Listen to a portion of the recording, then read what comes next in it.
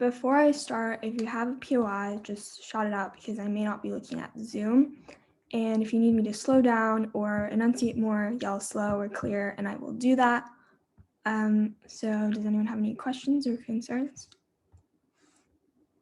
Okay, great. I mean, just like to preface around, we're pretty not good with speed. It really doesn't work well with my learning disability. Yeah. So if you could be careful with that, that would be much appreciated.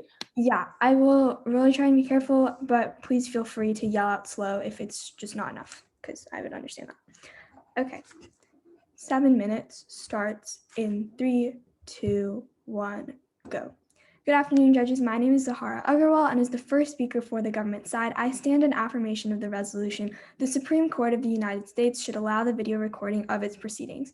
So first, for a few definitions, proceedings are going to be like the sitting sessions in the court that's happening in the court during a case. Pretty self-explanatory. The Supreme Court of the United States is the Supreme Court of the United States, the highest court in the federal judiciary of the United States of America.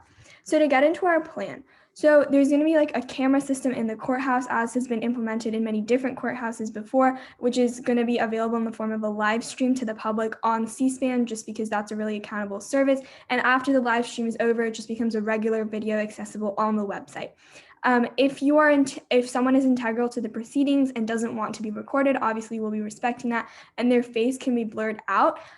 In order to just be kind of in accordance with the Constitution, the majority of judges can vote to not allow cameras if there is something that would be hurting the due process of law, or if it's hurting one party's due process of law. This is not topical because laws needs to be constitutional, so we have to put this in place.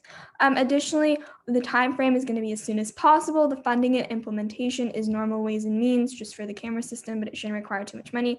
And the actor here is the United States federal government. So just for some quick context, many state Supreme Courts such as Iowa and Ohio already do this and report positive results. We see that the Canadian equivalent of the Supreme Court also has cameras live streaming their proceedings. And in a study by the Federal Judicial Center, judges and attorneys in such courtrooms with cameras agreed that they had little effect on trial participants. We have testimony from justices from Canada's highest court saying that like nobody's out there trying to put on a performance, and they kind of ignore the cameras, and no one really sees any negative impacts on that. So now to get into our contentions. Our first contention is that of accessibility.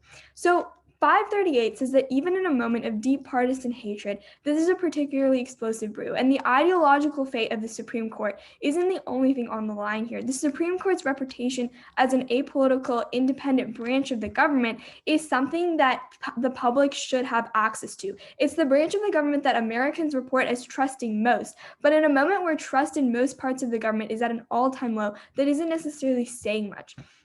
So what we really need to do is, by opening up the proceedings of the court in a more public way, we're rebuilding Americans' confidence in the Supreme Court, as it's fallen significantly over the past 2 decades. A 2020 poll conducted before Justice Ruth Bader Ginsburg's death found that only 40% of Americans said they had a great deal or quite a lot of confidence in the Supreme Court, down from a 2-decade high of 50% in 2002. So basically, why does this matter? People are going to be showing more favorability towards justice, the idea of justice, and what happens in these cases that decide the fate of the nation if they get to watch what actually transpires.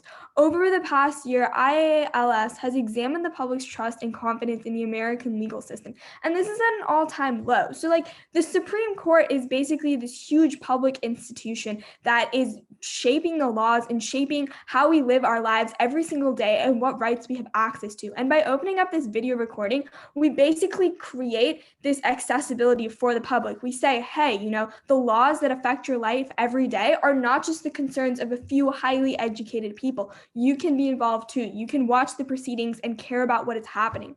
We also see that our second subpoint here is that represented in the Supreme Court is also the concept of civil discourse, which is really important to the American people. According to The Hill, there's currently a decrease in civil discourse due to polarization, and this makes it way harder for Americans to come together and for there to be effective effective discussion on issues that lead to divide. If people are able to witness landmark cases and see the Supreme Court in action, how they function, this increases an emphasis on civil and educational discourse. So this also means that people are going to be more involved watching these landmark cases. They're going to be more involved in the government. In Canada, we see that 93% of voters are registered to vote, while only about 64% of the voting age citizens were registered in 2016. So basically, while we can't directly say that all of this engagement is caused by cameras in the Supreme Court, it's definitely a contributing factor, because the more people can see about how the sausage gets made and how the government actually works, the more engaged they want to be, the more included they feel. Like if they're able to watch something and understand how it works, then they are not going to be scared away by politics or by legal cases. They're going to want to join because they understand what's happening and they have access to that. So our second argument here is accountability. We see that the Supreme Court makes history on a regular basis, whether by ending racial segregation in schools or legalizing interracial marriage and abortion. In 2000, the Supreme Court essentially picked the president. The Constitution gives a tremendous amount of power to a group of 9 judges who aren't elected and are given lifetime appointments. Adding more transparency into the mix would not hurt anyone.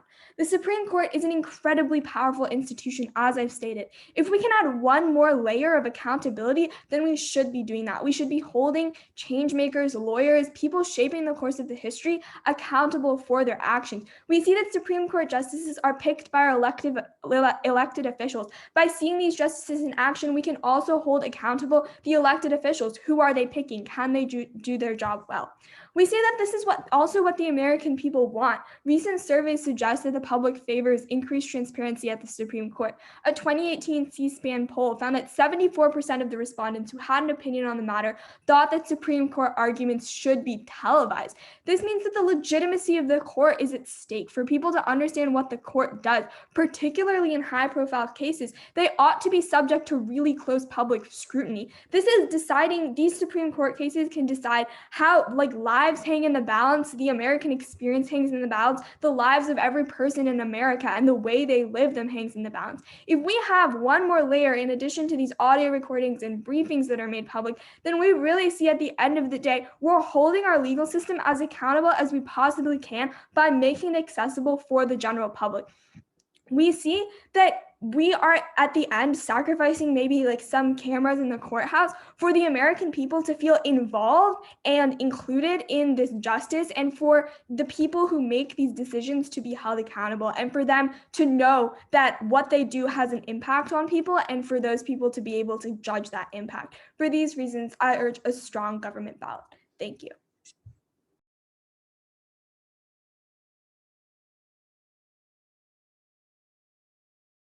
Okay. Op has 2 contentions, and we're doing those first and then gut case. Okay. I oppose the resolution that the Supreme Court of the United States should allow video recordings of its proceedings. So let's just get into our first contention. Our contention 1 is that video recordings would undermine judges' ability to make correct decisions. First, we can see that the political sphere in the United States is very violent and very, very polar right now. The right wing is really willing to use violent methods to achieve their political goals. This is exemplified by the January 6th insurrection. Furthermore, cancel culture from the left is a really big thing that liberal and leftist politicians fear. Secondly, what we can see is that justices often talk before they make a Supreme Court decision. They collaborate with each other, and it is essential that this is kept private. This is because when it is kept private, judges are more likely to say what they actually feel and what they actually think. Therefore, they will be more able to persuade and converse with each other honestly and arrive at the right decision. Thirdly, what we can see is that politicians and public figures often fear their lives and safety due to this violent political polarization that exists in the status quo. They have a lot of power, and they are especially Supreme Court justices have a ton of power, and they are a big target if their constituents feel like they do something wrong. So, and this is exemplified by many Supreme Court justice members, such as Clarence Thomas, saying that their privacy is essential to not feeling like their actual lives are threatened when they make decisions on the Supreme Court. So the links of passing the plan. First is that you will broadcast Supreme Court proceedings. Second thing that will happen is that this will diminish the value of conversation that the Supreme Court justices have while they were on the court. People won't be honest about what they actually thought about the case when conversing with peers. This is because they fear that if they say something politically incorrect, or if they say something that they don't think their right-wing constituents like, they will get violent backlash. They will fear cancel culture on the left and violent retaliation on the right. So because people aren't voicing their opinions clearly, their peers will be unable to converse and really, I'll take it at the end if I have time, really converse honestly and come to the best conclusion if they don't know what they really thought. So this means when they're not able to persuade each other, when they're not allowed to deliberate as much, or when they're not as willing to deliberate, it means that more polarized Supreme Court decisions are being made because there is less mixing of opinions. Third thing that happens under the plan is that the Supreme Court justices are less willing to be persuaded. Let's say Clarence Thomas is actually persuaded by Sonia Sotomayor, but he believes that if he reflects that he was persuaded by Sonia Sotomayor as a result of his decision, he will face backlash and is therefore less likely to change his mind. The fourth thing that will happen is that we will see more far-right decisions on the Supreme Court. This is due to the fact that there's a 6 Republican, 3 Democrat majority on the Supreme Court right now. And if the left is unable to persuade the right due to the right's decreased ability and decreased willingness to be persuaded, you will see more polarized decisions overall. The fifth thing that will happen is we will see a threat to the rights of a lot of contentious matters that the Supreme Court faces, such as gay marriage, such as abortion, and such as the rights of those who rely on the Affordable Care Act, all things that the conservative justices have mentioned that they would like to dismantle. So the impacts of this are we will see a lower quality of life to marginalized people in the United States. Our second contention is that we would diminish the values of the cases actually argued on the Supreme Court. Right now, we can see that TV reaches a broad audience, an audience that doesn't always understand and encourage quality argumentation. Secondly, what we can see is that lawyers need clients, therefore they're always trying to promote themselves. Yeah. Could you please repeat like the first tagline for this second argument? Yes.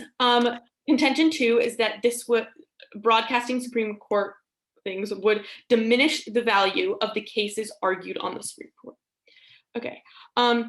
Secondly, we can see that lawyers need clients. They're always trying to promote themselves. That's how they earn their livelihoods. Thirdly, we can see that TV is a great way for advertising for lawyers to get clients. So what happens when the plan passes? First is that lawyers will behave differently when they are being recorded. This is because they will see their TV broadcast, their identity up on TV as an opportunity to gain clients. Therefore, they won't use sophisticated argumentation, but rather they will use, buzzwords and propaganda that is likely to reel in either I'll take it later. Reel in right-wing or left-wing clients, whatever base they pertain to. The second thing that will happen is that the cases that are argued will become more theatrical than substantive, which means that the Supreme Court justices are not as likely to respond to them because they're not really telling them anything that they haven't heard before. The third thing that happens is that when lawyers argue in a poorer manner, justices are more likely to revert to their previous biases, which again, you can so the impacts of this case are the same ones that I illustrated before about the threat to marginalized people's rights in terms of gay marriage, etc. So now let's get into refuting the affirmations case. First, what we can see is that, first thing I would like to go over their framework. They said that they wouldn't live stream if it would disrupt due process at all. So I really don't want them to use this little part of their plan text to refute our entire case. The only way that the opposition can win this round is if we prove that TV broadcasting will somehow disrupt the quality of the due process that occurs in the Supreme Court. So by this little tiny detail in their plan text, it is taking away all our ground and you should disregard it. Okay, first. So their first argument is about accessibility. I have 3 responses to this. The first is that verbal arguments are already accessible if needed. If somebody really, really, really wants to find a Supreme Court argument, they can sit into it. There are also audio recordings in the Supreme Court, as our opponents have brought up. Second response is that this would increase people's ability to see because more people are likely to watch a video, more news organizations are likely to broadcast a video, but this is actually a bad thing. This will just amplify, I'll take it later. This will just amplify the idea that a lawyer will be theatrical because they want people to know who they are and hire them. And it will also increase the Supreme Court justices' fears that they will face retaliation if they voice their true opinions. My third response is that more people getting involved is not a good thing. It will just increase pressure for the Supreme Court of the United States to not really adhere to the Constitution and fold to public pressure, which will lead to just polarization, the left folding to the pressure of the left and the right folding to the pressure of the right. My fourth response is that, oh God, I lost my place. For the response is that we agree that voting is not causal. The voter suppression in the United States is the result of lower voter registration here than in Canada, not the broadcasting of the trials. Okay, now their second contention is about accountability. I have three responses. The first is that the public shouldn't have a say in the Supreme Court of the United States proceeding. This will simply undermine the value of the Constitution. This will make the Supreme Court less objective and more likely to fold to the value of the constituents. And because the Supreme Court of the United States is so skewed to the right, this is a terrible, terrible thing for our democracy. The second response is that the majority of Supreme Court cases that nobody really cares about. So this isn't really going to increase access over a large scale. And due to the fact that most big cases are largely covered in the news anyway, the things that people actually care about, they already have access to. And so this undermines the impacts of this contention. And for all of those reasons, I urge an opposition ballot. Thank you.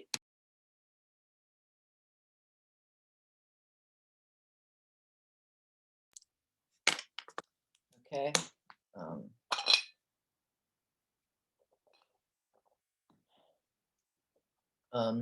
For a roadmap, I'll be going opposition. I'll be going definitions, opposition case, government case. And then I'm going to keep my camera off because I don't really want to have my face recorded. Okay. Timer. Okay. Time starts in 3, 2, 1.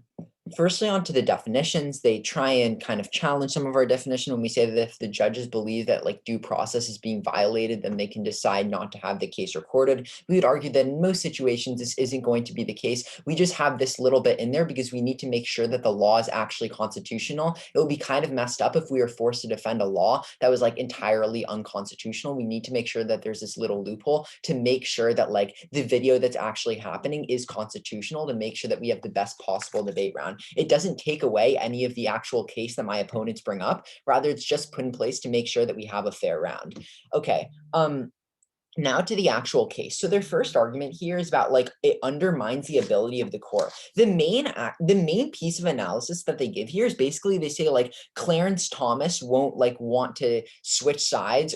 Like obviously Clarence Thomas is just an example here, but judges won't want to switch sides, or judges won't want to make kind of like controversial opinions because then there's going to be public backlash. Firstly, this is a non-unique argument. Right now, there are dissenting opinions that get published, and we know what judges decide what on every case. So there's not actually like this isn't actually unique within the round. Judges' opinions are constantly being published. So the fact of the matter is that if backlash were occurring, it still occurs in both worlds. So the fact of the matter is you're probably dropping this piece of analysis already. They say people fear for safety due to polarization. We turn this argument. We argue that we create less polarization because right now a lot of polarization is resulting because of people not trusting justice systems because they believe that like courts are out to get them. But if we broadcast the courts and we're able to show to people, hey, these are actually happening in like educational manners, this decreases the polarization, we argue. Also, deliberation, like that's a private process. It's not actually like part of the court case. That's something that happens like for the judges themselves. They don't like deliberate out loud. That's something that they say like within their decisions. Okay, then they say like it will diminish honest answers. Sorry, I'll accept it at the end of your arguments. They say it will diminish honest answers. Firstly, this idea that like there's going to be backlash doesn't make a lot of sense, because we have to remember justices aren't actually elected, right? So if they make like a controversial decision, there's not really that much backlash for them other than like cancel culture that they try to say. But this isn't even unique within the debate round. This entire argument just is not that unique within the debate round. Furthermore, we look to areas like Canada in which they've done this, and there hasn't actually been like, there's basically been no backlash in government, and like people haven't changed their ways. So we also see that in that case, empirics show that this argument just simply isn't true. Furthermore, in other areas, such as like in actual states, we see that this isn't true. Otherwise, tons of states would have gotten rid of this policy. We see that in places like Ohio, where they've implemented this, they've had tons of success and they haven't seen anything happen. We also know this because the first speaker literally drops both pieces of evidence that my partner cites within the first speech, in which he says that a study by the Federal Judicial Center says that judges and attorneys agree that cameras had little effect on trial participants. And Canada's highest court said that cameras in courtroom it's had cameras in courtrooms for over 30 years and haven't looked back. It says that nobody's out there trying to put on a performance. So we see that as a result, people aren't like scared to make decisions. They're not scared to do these things. It shows that this argument just is not true within the debate round. They say that people are less willing to be persuaded. Once again, we've countered this, but we would also argue that this kind of fires up Democrats. The majority on the court for Republicans, we would argue, fires up Democrats. It increases the chances that there's going to be court reform, because if a bunch of people see like, oh yeah, none of these judges are like actually voting for the things that I want to see, they're more inclined to vote for candidates that like make it a mission to try and reform the courts to make it more fair. So we argue that we actually turn this and we say that the majority of Republicans on the court is good when we actually record these things, because it fires up people to actually vote for Democrats that are going to change these things and make court reform like more common. And then they say that well, Republicans will like try and crack down on a bunch of these things. Firstly, they would have done that already, because we know that like if they brought like gay rights to the court and then it was like struck down, we see that that would have helped them right now, no matter whether there were like video recordings or not. So this is once again a non-unique argument. The second argument that they give here is that it diminishes the value of the cases. Firstly, there's literally no evidence of this actually happening. Look to the Canada evidence that we cite. Furthermore, look to the fact that like oral arguments are already being recorded. So lawyers would be putting on a show already. This is once again not a unique argument. We see that right now lawyers aren't like putting on shows for the oral arguments that are being recorded, that have audio recording. So we see that in that sense, like we wouldn't actually end up seeing a bunch of people being called out. Finally, we say that like this is actually happening over C-SPAN, and C-SPAN has the reputation of being like incredibly bipartisan. So we would argue that as a result, like we see that like at the House, people don't like try and put on performances for C-SPAN. The same can like probably be argued for the court in this example. And then finally, like we see that empirically, there's just literally no backing of this argument. These like video recordings in courts have been tried out tons of times in the past, both within America and in other countries. And we see that this really just hasn't had any impacts that my partners say, that my opponents say it's going to actually have. What's your POI? Oh, do you believe that the Supreme Court justices actually deliberate verbally before they make their decisions? Like they do it in a private room, but like that's not part of the case. Like they would say their reason for decision, but that's already published, right? Like if you deliberate, that's a private thing. But if you're saying like why you voted for something, or like why you decide to go with something, that's like a dissenting opinion. That's already published right now. So it's a non-unique argument. Okay, now to the government case. Firstly, they say that verbal arguments are made accessible. This is a big clarification here. Firstly, these are opening and closing arguments, right? That's not actually the case. It's not like cross-ex, like asking witnesses about things. Those are different things within the debate round. So we have to specify that like this is not a non-unique plan. This plan changes a bunch of things within the status quo. What they say here, like on verbal arguments being accessible, firstly, we would argue that this actually contradicts their second argument, in which they say that lawyers are going to try and put on a show, because if they were trying to put on a show, they would have already been doing this with the verbal arguments. But then we would also argue that they also say like you can just go to the Supreme Court. Firstly, the Supreme Court rooms are pretty small. Also, we would argue this discriminates against minorities who might not have as much money to actually like go to these actual court cases and things like that, because like obviously Washington D.C. can be pretty far away and it's hard to actually get to those places. So we would once again argue that like in this example, like we need to make sure that these videos are accessible because it allows the most amount of accessibility and ensures that most people can get involved in this process. And then we all say that like arguments are just opening and closes, right? So it like if it were theatrical, then they would be right now. And then they finally say that like if more people are involved, that's bad. We literally give you evidence though that says that if people are involved, that's good because it promotes people to get involved within the democratic process. It promotes civil discourse, which is super crucial towards our society. And then they say that like voter suppression is a separate issue, but that's just the impact that we give you. The analysis they don't actually touch in the sense that it promotes people to actually get involved within democracy. And then on the second argument, they say that like the public shouldn't have a say, but they forget the part that this is about holding politicians accountable. They completely concede that. And as a result, you should be voting for the government side on the fact that we promote democracy, we ensure people have access to landmark cases, and we set a society that makes sure that the Supreme Court is being held accountable for the actions that they do. Thank you.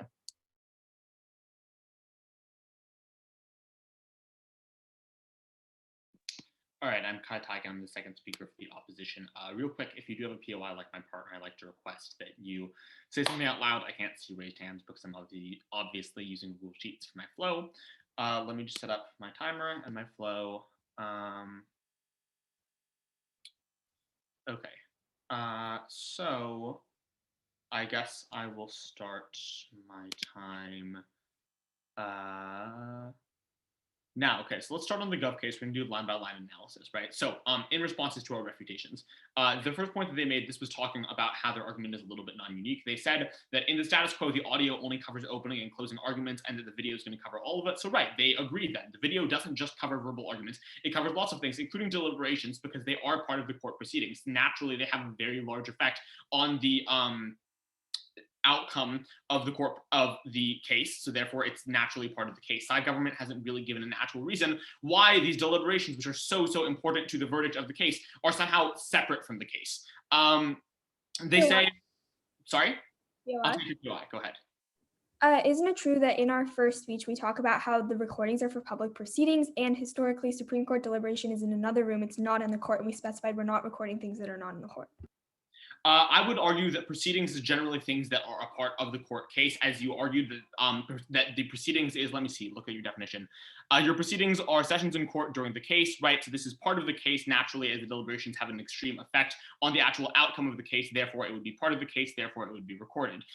They say that let's see. Now, the main impact that side government is trying to access in this debate is that this is going to make a better civil society, right? They make all of these arguments about, oh, right, there's a lot of polarization right now, but the reason why people are polarized, the reason why people don't trust their government is because they're not able to see the court proceedings. And if they see the court proceedings, then it'll be okay, and civil discourse will go up, and civil society will get better, right? And they cite the example of Canada, but the fact of the matter is that Canada is not in a situation with nearly as extreme polarization, right? In Canada, the citizens are a lot more civically engaged, but it's not directly because citizens are able to watch court cases. It's because citizens have access to a higher standard of civic education. It's because citizens don't have nearly as many lunatic populist politicians, such as Donald Trump, stirring them up to believe in conspiracy theories and simplistic policies that says the government is run by Satanists or something, right? The fact of the matter is, American distrust in government is at an all-time low, not because court cases are inaccessible, but because we have a lot of very irresponsible politicians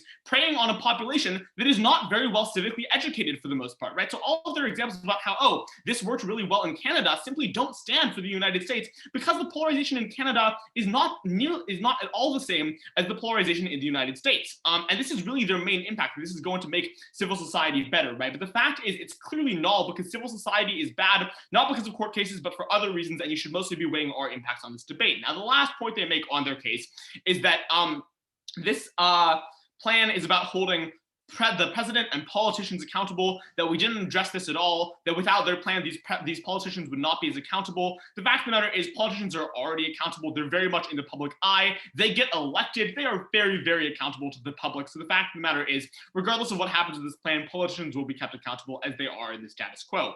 So let's move on to side opposition's case. on our first contention, which is that this undermines the judge's ability to make correct decisions. They say that this is non-unique, that in the status quo, dissenting opinions are given to the public, and so that there is already public backlash, right? So the first thing that I want to point out is that in the status quo, dissenting opinions are technically released to the public, but a lot of people don't hear about them, especially in more minor cases, right? Now, as side government claims, and as we agree, televising the court proceedings and televising the general proceedings of the Supreme Court means that it is a lot more accessible, means that people are seeing it a lot more, means that people are a lot more informed about what's going on, right? So people are more likely to hear these dissenting opinions, to hear what's going on with all of this process once the court is televised. But all that is beside the point, because even without this point, you can clearly see that when the deliberations of the judge are televised, as they would be under side government's plan, as these deliberations are part of the case, considering that they affect the verdict of the case, then that creates that kind of messes up the process, right? In the status quo, there is the judges can convene, they can talk about what their opinions are, about how they think that the case should go, and it's not in the public eye. They're not concerned about public pressure. They're not concerned about potential far-right violence, right? They're pointing out that, the Supreme Court doesn't really care about public opinion because they're not elected, they're appointed by the president. But again, as we pointed out, in the status quo, the right wing of the United States is more than willing to use violence, as they clearly proved on January 6th, right? So if you are a justice on the Supreme Court making a decision that is not going to please the far right, and that's televised, and your deliberations where you're clearly arguing for that case is televised, you may have a concern that you're going to face violence at the hands of a bunch of right-wing lunatics, right? And that's not okay. That should not be affecting your decision. Your decision should be made based off of law, not based off of right-wing public opinion. That's a problem, right? So let's keep moving down. Again, they say that this type of public pressure coming up against judges doesn't happen in Canada. I'll take your POI if I have time later. They say it doesn't happen in Canada, but again, in Canada, the population doesn't listen to conspiracy theories the way they do in the United States. In Canada, the population does not trust their government because of crazy politicians like Trump the way they do in the United States. And so the Canada examples just kind of fall flat, right? And they next make a point about how, the Republican majority in the Supreme Court will actually fire up Democrats to vote for politicians that are going to appoint Democratic justices. I'm not even going to really spend time on this, because the fact of the matter is Democratic voters are always going to vote for Democratic candidates, and Democratic candidates will always support Democratic justices. This is an entirely non-unique point. They say that in the status quo, the Supreme Court would have struck gay rights already because, it's in Clarence Thomas's interests to strike these types of things, to strike LGBTQ rights, to strike Roe v. Wade, etc. But the fact of the matter is they haven't struck these cases in the status quo, because in the status quo, Supreme Court decisions are not made based off of public pressure from these types of televised proceedings. Instead, they are made based off of actual law, based off of what is actually constitutional. Roe v. Wade is constitutional, and so despite Clarence Thomas's conservative beliefs, there's not a very large incentive, there's not a lot of ground for him to be able to strike down this case in the status quo, right? But what side government is arguing for, as they claim, is a lot more accessibility to the courts from the public. And more accessibility means more pressure from the public, and that's not a good thing. Public pressure should not be deciding Supreme Court cases. And the fact, but especially because in the status quo, right-wing pressure is a lot more than left-wing pressure. As they said, left-wing pressure is basically just cancel culture. Right-wing pressure is the literal threat of physical violence. So let's move on to our second contention, which is that this is going to make lawyers more theatrical, which is going to diminish the value of the cases argued in the Supreme Court. They cite their Canada study, which says that in Canada, this type of thing doesn't happen. Lawyers aren't theatrical. There's not a problem, right? Again, Canada is an entirely different context from the United States, just because it has a very different civic population, right? They also say that in the status quo, there are audio recordings of, some court proceedings, specifically verbal arguments, opening and closing arguments, right? And in those audio recordings, lawyers are not theatrical at all, right? But again, as they claim and as we agree, video courts are a lot more accessible to the public, right? So if you're a lawyer and you're trying to get hired by rich people in the public, you are a lot more likely to be a lot more theatrical when you know a lot more people are watching the court case, as they claim and as we agree will happen under their plan, right? So all of their ideas about how, the empirics of what's happening in the status quo prove against it simply don't really make sense, because in the status quo, as they claim and as we agree, the audio recordings are a lot less accessible to the public, right? They also make a point about how C-SPAN is bipartisan. It will give bipartisan coverage. There won't be, like Fox News trying to put in editorials or CNN trying to put in editorials. But the fact of the matter is Fox commentators will comment on trials a lot more. So will CNN commentators. There will still be a lot of polarization around these political cases, regardless of whether C-SPAN is nonpartisan or not.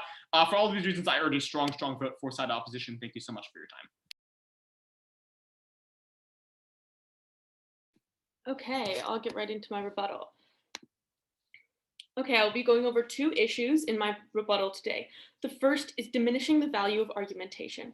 We present that the lawyers will be theatrical when they are broadcasted because they are trying to reach a broad audience and they are trying to gain more clients. And this will hence decrease the value of argumentation that is presented on the Supreme Court of the United States. The government presents that the lawyers would already be theatrical with audio recordings and sit-ins, but we have one main response, and my partner just said that this is not true, because audio recordings don't reach people as directly, they don't cover as much as their broadcasts would, and therefore there is less of an incentive for lawyers to be theatrical. There's less of an incentive because they know that they're not really going to get clients from this video recording. They're not really, or this audio recording, they're not really going to get clients from people sitting in because it's such a small amount of people that are actually going to be saying it. So you can conclude that this will increase the theatrical nature of the Supreme Courts of the United States, because lawyers will have a broader audience. They will be wanting to advertise themselves while they are on TV, when they are having their moment of stardom. And this will lead to lower quality arguments. These people are going to use propaganda. They're going to use buzzwords that are going to be appealing to either the right or the left in order to garner clients for themselves so they can preserve and continue their livelihood. And when the arguments are more about propaganda, when they're more about reeling in other clients, the justices are less likely to be persuaded by the lawyers. They're not as likely to listen to them because the arguments are not going to be as substantive. And hence the judges will revert to their original opinions. If they're not persuaded by either lawyer and they still have to make a decision, they're just going to rely on their personal biases to do so. So the impacts of this are huge. If justices revert back to their personal biases, there is a higher chance that more right-wing decisions are made. This is due to the ginormous 6-3 right-wing skew on the Supreme Court. And these decisions are going to be astronomical for those in marginalized community. You can infringe on somebody's right to life if they are not able to afford healthcare, and the Affordable Care Act is deemed unconstitutional. You can completely discriminate and go back in time when it comes to pushing for queer rights and same-sex marriage. You can also completely infringe on the personal liberties of female-bodied people when they want to get an abortion. So these are all the consequences of a more right-wing Supreme Court that is unwilling or unable to listen to the opinions of the other side.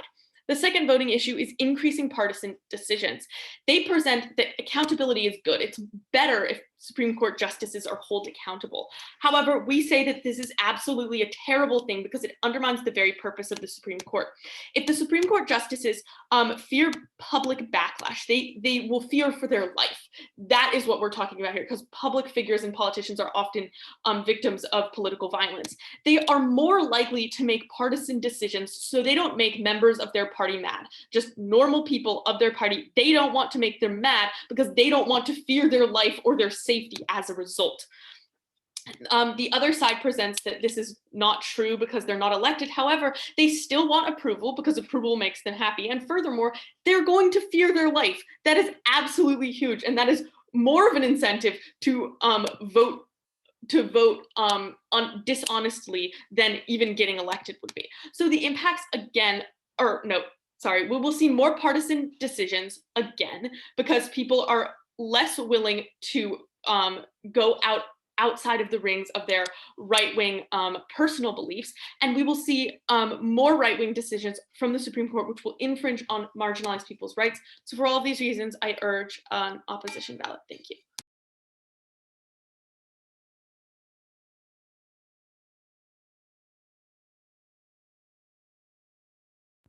Okay, I have 5 minutes.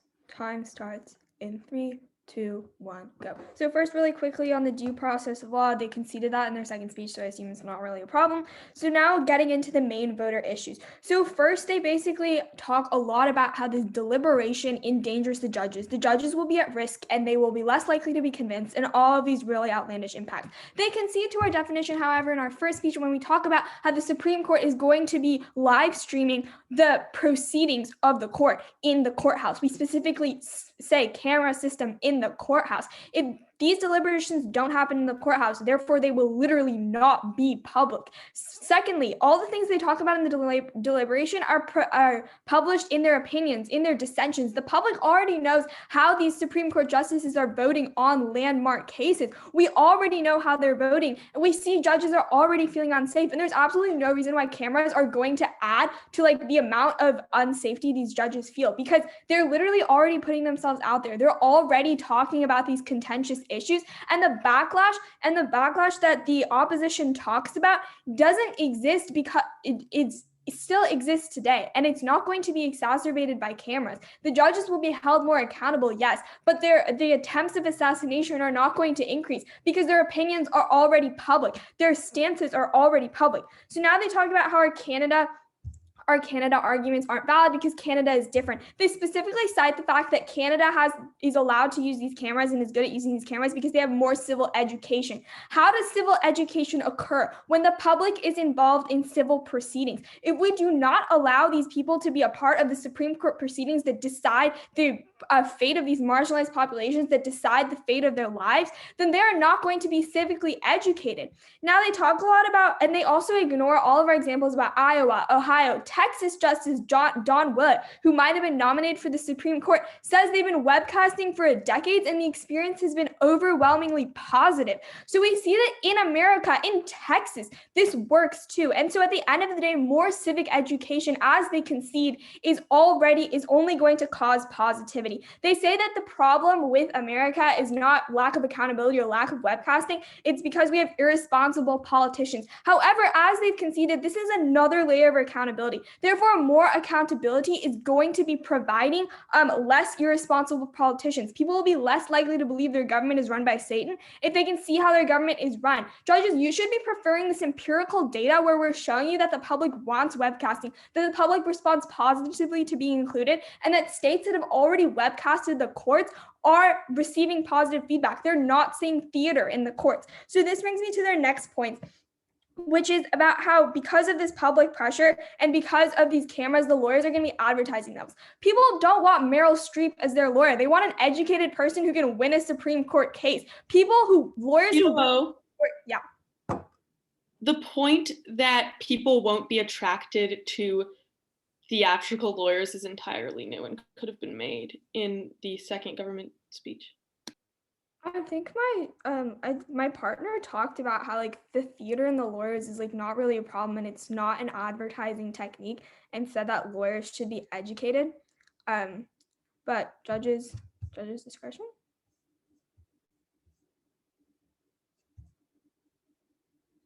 And we also say that lawyers aren't being theatrical right now, which would like feed into that. Anyway, since I think you have to take it into consideration, should I resume my time? Yep, go ahead. Okay, 1 minute and 57 seconds, 3, 2, 1, go. So at the end of the day, lawyers arguing in the Supreme Court are not prone to theater because they're arguing in the Supreme Court. We tell you that's not happening in the status quo, and the other side gives you absolutely no analysis as to why this would be happening more. They tell you, oh, they want to be advertised, but that's really not what court proceedings are about. They're in the most important court in the nation. They're not advertising for their services. So now they basically make this whole kind of thing about public pressure, and these judges are not going to be convinced. They're not going to be convinced, and there's a lot of public pressure. Here's the thing, public pressure already exists in landmark cases. People know how they wanted Brown versus the Board of Education to go. They know how they wanted Roe v. Wade to go. And that public pressure already existed. The point of a Supreme Court justice is to deliberate free of public pressure, is to think about these issues and think about what is constitutional. If they're caving to public pressure, then that would be evident on the recordings. We would see that and we would hold them accountable. So this actually can be turned in favor of the government side. So at the end of the day, if we're weighing the impacts here, On the government side, you have a world where people can hold politicians accountable, where we see that people are more accessible in politics, that these court cases are more accessible. And this is a good thing because people will have more civic education, less likely to believe that our government is run by Satan, less likely to believe these irresponsible politicians because they have their own education. We also see we're not going to see these negative impacts that the opposition asserts about theatrical performances because they don't happen in the status quo, as well as the fact that C-SPAN, if people in the audio recordings, they're already there. Those are really accessible. Dissensions are really accessible. All the backlash that the opposition talks about, their main kind of disadvantage here is something that already exists in the status quo. More accountability cannot hurt the American people, nor can it hurt the justices. It will cause justices to make more thoughtful, deliberated decisions. So at the end of the day, you're voting government for a system that truly upholds democracy. You're voting the government side for an analysis rooted in empirics and logic. Thank you. Okay. Cool. Before I give the decision, I just wanted to make a couple quick comments to the debaters, because I know I was a debater once. The Supreme Court comes up a lot in debate. It's going to keep coming up a lot in debate. There's just a couple things, kind of nitpicky factual things I would make sure you guys keep in mind when you're debating the Supreme Court. First, there are a lot of references to trials in this debate. The Supreme Court does not hold trials. The Supreme Court's what's called an appellate court, which means it only reviews decisions that lower courts have made in trials. So there are no witnesses in the Supreme Court. There's no evidence in the Supreme Court. There's no testimony or opening or closing statements in the Supreme Court. It's basically arguing about principles of law. That's the only thing the Supreme Court does. Second is that government's definition is correct. There are public proceedings which are recorded and are open to the public, but are not video recorded. Then the justices go into a separate room where they are the only people that are allowed in that room. Not even their clerks or employees are allowed, and they discuss the case. That is never recorded. And I didn't interpret the Gov resolution to include that. Third, and this is the last thing before I get the decision, most Supreme Court decisions are not based on the arguments made in the court. Most of them are made on written briefs that are submitted to the court well in advance of the argument. So those are just things to keep in mind in the future as you debate like how the Supreme Court functions and its operations. So I voted op. The reason I voted op is I think that there is a tension in the government's advocacy that the government never fully resolves. On the one hand, the government argues that video will drive greater accessibility and therefore kind of accountability in education. But then on the other hand, when op tries to argue that there are drawbacks to that accessibility, the government argues, well, all of those drawbacks are non-unique because the public can already access the court's proceedings through the audio. So basically, Gov wants to have it both ways and say it's simultaneously accessible and inaccessible depending on how it suits our argument. So that's a tension that is kind of there in the government's advocacy. And the reason that's important is because when op then argues that video recordings of the Supreme Court are meaningfully different than any other court, because A, the Supreme Court's incredibly important, B, we live in a very partisan country, and C, video is a more widespread and accessible medium than audio. I am kind of forced to think, okay, we're living in worlds where we either have some accessibility or kind of all out CNN primetime accessibility. So if those are the worlds that we're living in, I have to weigh the marginal benefits of those different levels of accessibility. And what I feel like is that a lot of the government arguments about civic education and accountability, for example, those can exist in the status quo because people who are interested in learning about the Supreme Court can pull the audio recordings. You can still have news organizations pull the audio recordings. There's still, as both sides admit, a lot of media writing about the major cases. So there still is a certain amount of accountability in education. The only reason we're talking about court reform is that even people who aren't like avid readers of Supreme Court blogs have some knowledge of what the Supreme Court's doing. And it's made a little bit easier for me too, because I don't get a lot of warranting from Gov as to why greater accessibility necessarily means greater education. It's just asserted.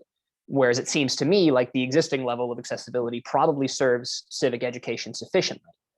Therefore, my conclusion is that, well, that marginal accessibility probably only bites into ops harms. It probably bites into grandstanding, increased partisanship, bad argumentation, misrepresentation of what the court's doing on CNN and Fox, all of that sort of stuff.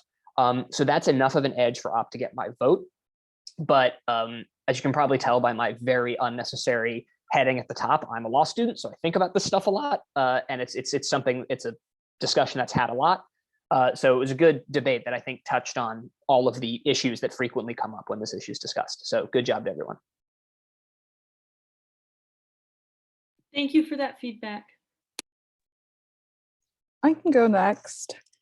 Okay, I did vote for Gov, and I did feel like the debate was aligned in their favor from the very beginning, because Op's first argument, their first case, I just did not, it seemed a little flimsy, and I was not very convinced by why their arguments were important. Like, we're like, oh, cancel culture. Okay, but why is cancel culture bad? Like, or do we not want to cancel people that are doing bad things? So yeah, I thought Gov did a pretty good job at dismantling Op's case, but I do feel like on both sides there were lots of more obvious arguments that could have been made that were surprisingly not addressed. Like, a lot of arguments that I thought were gonna come up did not.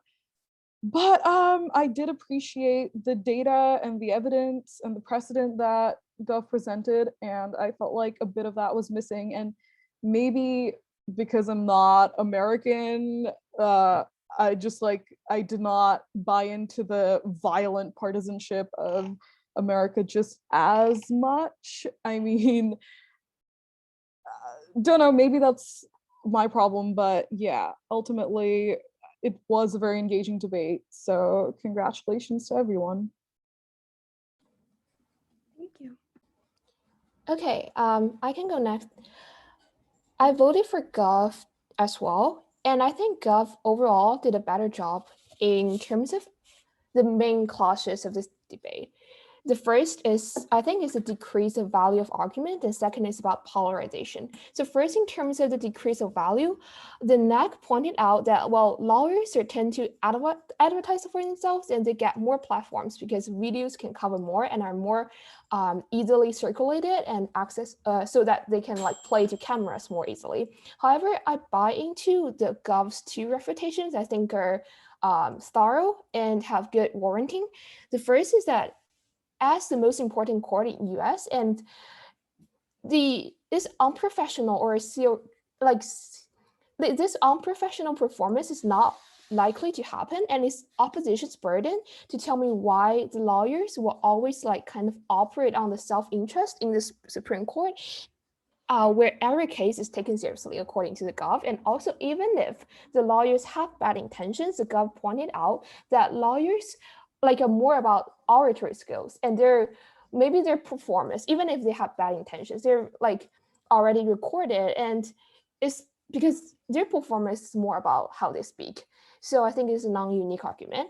So the next case about the judges will revert to their original opinions, I think this assumption does not hold if lawyers tend not to play to cameras. And also I buy into Gov's definition that the framing, the deliberations are not recorded, and they're privately held. So I don't think the opposition team successfully challenged that to me. And the third point that opposition also made under this argument is, well, the judges fear for their lives. And I also think the Gov provided me with a better refutation or analysis of this point, because so first, I'm not sure, like the opposition didn't really tell me what are the public opinions. Like, why are the public pressure is like not a good thing, and why is right-wing pressure like more than left-wing pressure? And also Gov pointed out that it's non-unique argument because like the camera or like the decisions are already public, and they already like, how does having this like the camera adding to that amount of uncertainty, or how does this different from already knowing the result publicly? And I think that is one clash, and I think Gov did a better job overall. And another clash is about polarization. Well, I do think the Gov didn't really give me a lot of warranting, but however, I think in the first place, negation, there's a kind of contradiction on their case. So they're saying that, well, the United States polarization, this is a very serious problem because the right-wing politicians are like kind of bad, and like Donald Trump had a lot of platforms in the United States, but they also refute Gov's second contention on accountability, that the politicians are already held accountable. And I think this is a contradiction, which means that given that the opposition didn't really prove to me how like in the status quo, they're already held accountable, or how like this polarization can be worse in the government's case. I think government at least made a case that is at least some chance for the civil discourse and debate to happen that make people to reflect more on these issues. But I do think that government needs to have more warranty on that. It's not sufficient to tell me that civil education will occur because there will be more civil discourse, because people may just stick to their own ideas and just argue with each other without any meaning. Yeah, this is my overall judgment, but I think good job for everyone. Yeah. Thank you. Thank you all so for much. going I'm gonna around have to and- run with the recording, but congratulations to everybody on making it this far. Y'all did awesome. Yeah. It's very Congrats, great exciting. debate, everybody. Yeah, thank you so much for judging a great debate.